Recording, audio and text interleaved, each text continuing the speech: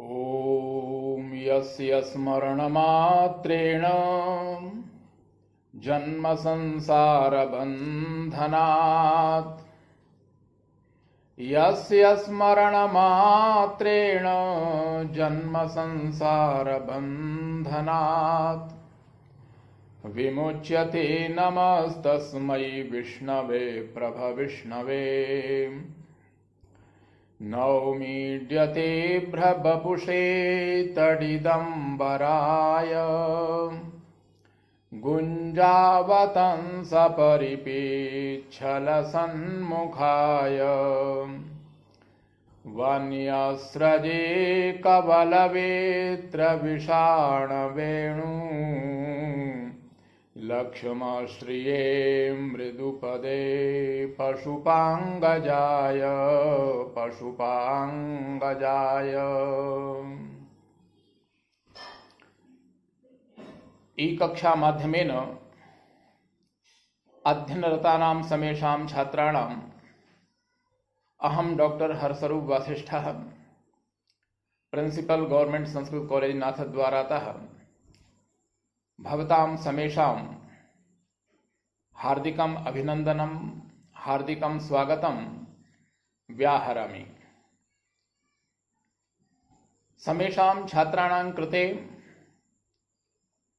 प्रतिपादित विषयस्य अर्थबोधः सम्यक्तया भवेत् इति विचार्यैव अहं स्वकीयान् विचारान् हिंदी भाषा माध्यमेन प्रस्तौमि।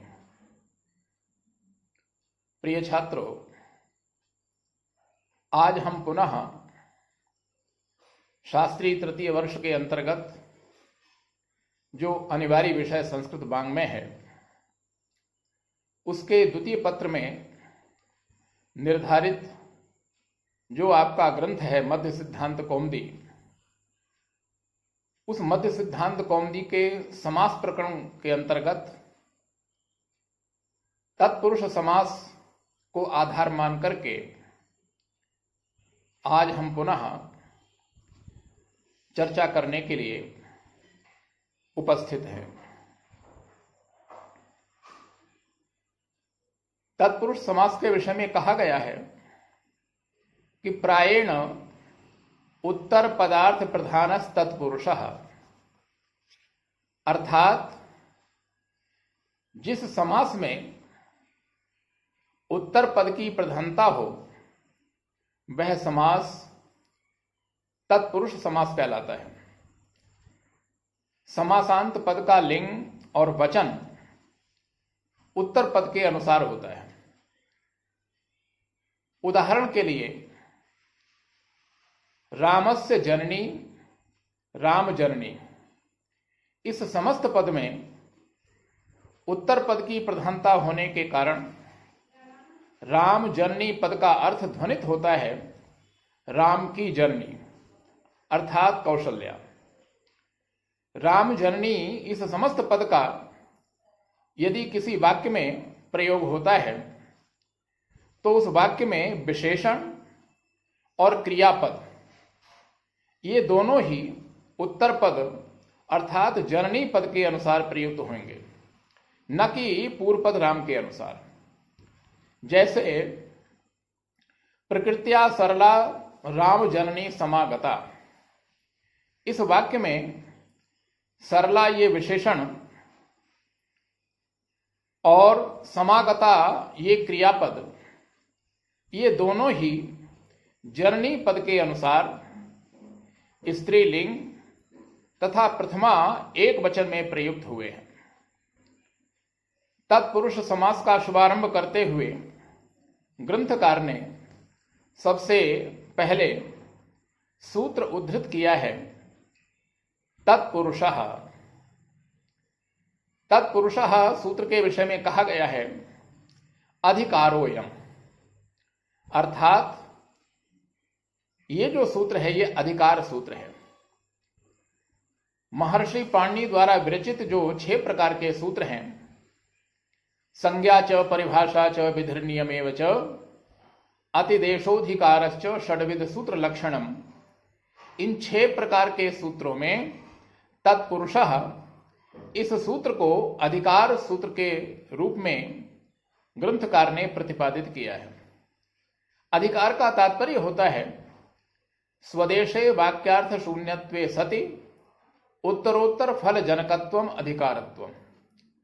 अर्थात जिस सूत्र का जिस अध्याय के जिस पाद में पाठ पढ़ा गया है वहां तो उसका प्रयोजन विशेष हो नहीं, लेकिन उत्तरोत्तर जिसका अधिकार चले वह सूत्र कहलाता है अधिकार सूत्र। यहां लिखा हुआ है अधिकारोयम प्राग बहुब्रीहे, अर्थात बहुब्री समास के पूर्व तक तत्पुरुष समास का अधिकार चलेगा। तत्पुरुषः इस सूत्र से लेकर के आगे आने वाला जो सूत्र है शेषो बहुब्रीहि, इस सूत्र तक जो भी समास विधायक सूत्र हैं उन सभी में तत्पुरुषः सूत्र का अधिकार चलेगा। समास विधायक सूत्रों से जो समास होगा वह समास तत्पुरुष समास कहलाएगा। इसके पश्चात ग्रंथकार ने सूत्र लिखा है दिगुश्च, जिसका तात्पर्य है कि दिगु समास भी तत्पुरुष संज्ञक कहलाता है। इसके पश्चात सूत्र यहां पर है द्वितीया श्रुतातीत पतित गतात्यस्त प्राप्तापन्नैहि। इसका अर्थ है द्वितीयांतम श्रुतादि प्रकृतिकैहि सुबंतैहि सह वा समस्यते।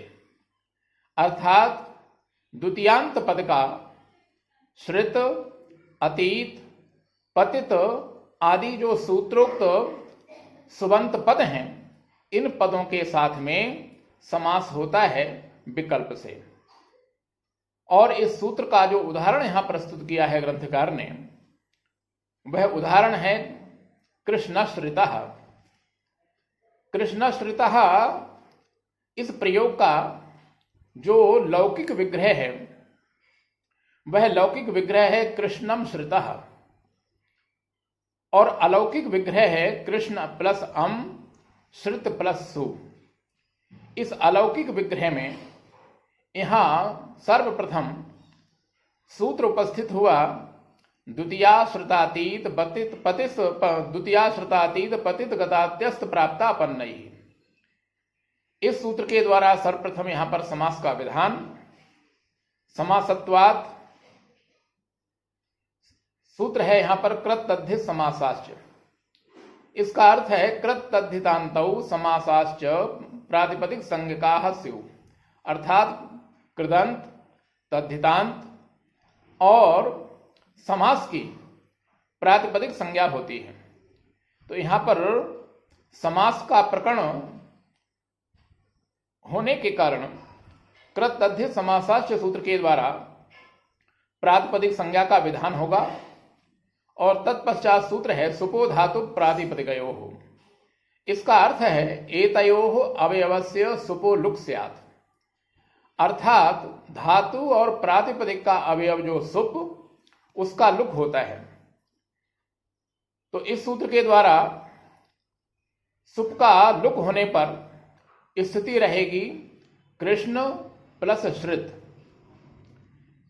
अब यहां पर एक नियम है पर्जन्यवत लक्षण प्रवृत्ति।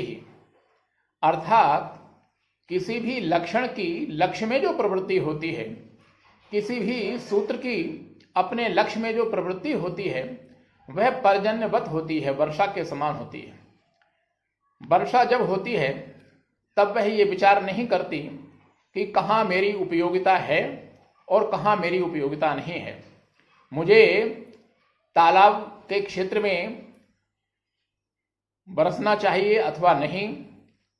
इस बात का विचार किए बिना वर्षा चाहे रेगिस्तानी क्षेत्र हो चाहे तालाब का क्षेत्र हो, सभी स्थलों पर वह समान रूप से वर्षा करती है। इसी प्रकार से जो लक्षण होता है उसकी उपयोगिता किसी भी लक्ष्य में हो या न हो, यदि उस लक्षण का उस सूत्र का अर्थ घटित हो रहा है तो उस लक्षण की उस सूत्र की अपने उस लक्ष्य में प्रवृत्ति अवश्य होगी। तो पर्जन्यवत लक्षण प्रवृत्ति ही इस नियम के आधार पर यहां सूत्र है प्रथमा निर्दिष्टम समास उपसर्जनम। इसका अर्थ है कि समास विधायक जो शास्त्र है, जो सूत्र है, उसमें जो प्रथमा निर्दिष्ट पद है उसकी उपसर्जन संज्ञा होती है। तो इस सूत्र के द्वारा कृष्ण पद की यहां पर उपसर्जन संज्ञा हुई और उपसर्जन संज्ञा होने के पश्चात ये नियम है कि या संज्ञा सा प्रयोजनवती, जो संज्ञाएं होती हैं उनका कोई ना कोई प्रयोजन अवश्य होता है। कोई भी संज्ञा व्याकरण शास्त्र में निष्प्रयोजन नहीं हुआ करती। तो यहां पर उपसर्जन संज्ञा का जो प्रयोजन है उसका प्रयोजन है उपसर्जनम पूर्वम। जहां कहीं भी प्रथमा निर्दिष्टम समास उपसर्जनम सूत्र के द्वारा उपसर्जन संज्ञा का विधान होगा, वहां पर उपसर्जनम पूर्वम सूत्र के द्वारा उस उपसर्जन संज्ञक पद का पूर्व में प्रयोग होगा। तो यहां पर उपसर्जनम पूर्वम सूत्र से पूर्व प्रयोग स्थिति यहां पर बनी हुई है कृष्ण श्रित। इस स्थिति में एक न्याय है व्याकरण शास्त्र में, एक देश विकृत न्याय। अगर किसी समुदाय का, यदि किसी अंगी का कोई एक अवयव, एक अंग यदि विकृत हो जाता है तो वह अन्य नहीं कहलाता, वह वही कहलाता है। तो एक देश विकृत मनन्यवत इस न्याय के आधार पर पुनः प्रातिपदिक संज्ञा का विधान, और प्रातिपदिक संज्ञा होने के बाद में सूत्र है सुऔजस अम औटसस टाभ्याम भिस ङेभ्याम भ्यस ङसीभ्याम भ्यस ङस ओस आम ङीयोसु। इस सूत्र के द्वारा प्रथमा के एक वचन में सुप्रत्यय का विधान, अनुबंध लोप, सकार को रुत और विसर्ग होकर के प्रयोग निष्पन्न होता है कृष्णश्रितः। इसी प्रयोग को जब आप लोग संस्कृत में लिखना चाहेंगे तो आपको लिखना चाहिए कि अत्रोक्त प्रयोगे कृष्णम श्रितः इति लौकिक विग्रहे कृष्ण प्लस अम श्रित प्लस सु इति अलौकिक विग्रहे अत्र द्वितीया श्रुतातीत पतित गतात्यस्थ प्राप्तापन्नैः इति सूत्रेण अत्र समासे समासत्वात् कृतद्धित समासाश्चेति सूत्रेण प्रातिपदिक संज्ञायां सुपो धातु प्रातिपदिकयोः इति सूत्रेण सुपो लुकी कृष्ण प्लस श्रित इति जाते। पर्जन्यवत लक्षण प्रवृत्ति इति नियमात् प्रथमा निर्दिष्टम समास उपसर्जनम इति सूत्रेण कृष्ण इति पदस्य उपसर्जन संज्ञायां उपसर्जनम पूर्वम इति सूत्रेण पूर्व प्रयोगे एक देश विकृत मनन्यवत इति न्यायेन पुनः प्रातिपदिक संज्ञायां सुऔजस इत्यादि सूत्रेण प्रथमैक वचने सुप्रत्यये अनुबंध लोपे सस्य ऋत्वे विसर्गे कृष्णश्रितः इति रूपम निष्पन्नम। इस प्रकार से द्वितीया तत्पुरुष के अंतर्गत जो सूत्र आप लोगों ने पढ़ा, द्वितीया श्रुतातीत पतित गतात्यस्थ प्राप्तापन्नैः, इस सूत्र का जो प्रमुख उदाहरण था कृष्णश्रितः, उसकी सिद्धि प्रक्रिया के विषय में आप लोगों ने श्रवण किया। अब इसके पश्चात अगला सूत्र है तृतीया तत्कृतार्थेन गुणवचनेन। इसका अर्थ है तृतीयांतम तृतीयांतार्थात् कृत गुणवचनेन अर्थेन च सह प्रागवत, अर्थात तृतीयांत के अर्थ से किए गए गुणवाचक शब्द के साथ एवं अर्थ शब्द के साथ समास होता है। इस सूत्र का जो उदाहरण है, सर्वप्रथम वह उदाहरण है शंकुलया खंडः इति शंकुला खंडः। तत्पश्चात इसका उदाहरण है धान्येन अर्थः धान्यार्थः। इस सूत्र के विषय में प्रश्न करते हुए यहां कहा गया कि सूत्र में तत्कृत इस पद को ग्रहण क्यों किया, क्योंकि शंकुलया खंडः इस पद में समास का विधान कर्तृकरणे कृता बहुलम सूत्र के द्वारा ही सिद्ध था। इसलिए तत्कृत पद जो ग्रहण यहां पर किया उसकी आवश्यकता नहीं थी, वह व्यर्थ हुआ। वह व्यर्थ होकर के ज्ञापित करता है कि अक्षणा काणा इत्यादि जो स्थल हैं उन स्थलों पर समास का विधान न हो, इसलिए इस सूत्र में तत्कृत इस पद को ग्रहण करना आवश्यक है। इस सूत्र का सबसे पहला जो उदाहरण है वह उदाहरण है शंकुला खंडः। इसका लौकिक विग्रह है शंकुलया खंडः और अलौकिक विग्रह है शंकुला प्लस टा खंड प्लस सु। इस अलौकिक विग्रह में सूत्र उपस्थित हुआ तृतीया तत्कृतार्थेन गुणवचनेन। इस सूत्र के द्वारा यहां पर समास का विधान समासत्वात् कृतध्य समासाश्च सूत्र के द्वारा प्रातिपदिक संज्ञा का विधान और तत्पश्चात सूत्र है सुपो धातु प्रातिपदिकयोः। इसका अर्थ है एतयो अवयवस्य सुपो लुक स्यात्, अर्थात धातु और प्रातिपदिक का अवयव जो सुप होता है उसका लुक होता है। इस सूत्र के द्वारा यहां पर सुप का हो गया लुक, स्थिति बनी शंकुला प्लस खंड। अब यहां पर नियम है कि पर्जन्यवत लक्षण प्रवृत्ति। इस नियम के द्वारा प्रथमा निर्दिष्टम समास उपसर्जनम सूत्र के द्वारा शंकुला इस पद की उपसर्जन संज्ञा और या संज्ञा सासा प्रयोजनवती इस नियम को दृष्टिगत रखते हुए यहां पर उपसर्जन संज्ञा का जो प्रयोजन है वह प्रयोजन है उपसर्जनम पूर्वम सूत्र के द्वारा उपसर्जन संज्ञक पद का पूर्व प्रयोग। तत्पश्चात एक देश विकृत मनन्यवत इस न्याय के द्वारा पुनः प्रातिपदिक संज्ञा का विधान, प्रथमा के एक वचन में सुप्रत्यय अनुबंध लोप और सकार को रुत्व और विसर्ग होकर के प्रयोग निष्पन्न होगा शंकुला खंडः। इसी प्रयोग को जब आप संस्कृत में लिखना चाहेंगे तो आपको लिखना चाहिए कि शंकुला खंडः इत्यत्र शंकुलया खंडः इति लौकिक विग्रहे शंकुला प्लस टा खंड प्लस सु इति अलौकिक विग्रहे अत्र तृतीया तत्कृतार्थेन गुणवचनेन इति सूत्रेण समासे समासत्वात् कृतध्य समासाश्च इति सूत्रेण प्रातिपदिक संज्ञायां सुपो धातु प्रातिपदिकयोः इति सूत्रेण सुपो लुकी शंकुला प्लस खंड इति जाते। पर्जन्यवत लक्षण प्रवृत्ति इति नियमात् प्रथमा निर्दिष्टम समास उपसर्जनम इति सूत्रेण शंकुला इति पदस्य उपसर्जन संज्ञायां उपसर्जनम पूर्वम इति सूत्रेण पूर्व प्रयोगे तदनन्तरम एक देश विकृत मनन्यवत इति न्यायेन पुनः प्रातिपदिक संज्ञायां प्रथमैक वचने सुप्रत्यये अनुबंध लोपे सस्य ऋत्वे विसर्गे शंकुला खंडः इति रूपम निष्पन्नम।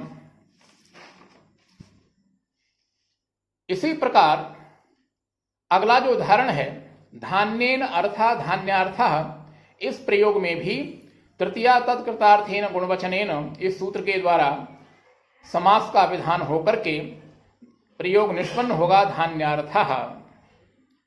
इससे आगे का जो विषय है उसे हम आगामी कक्षा में श्रवण कर सकेंगे।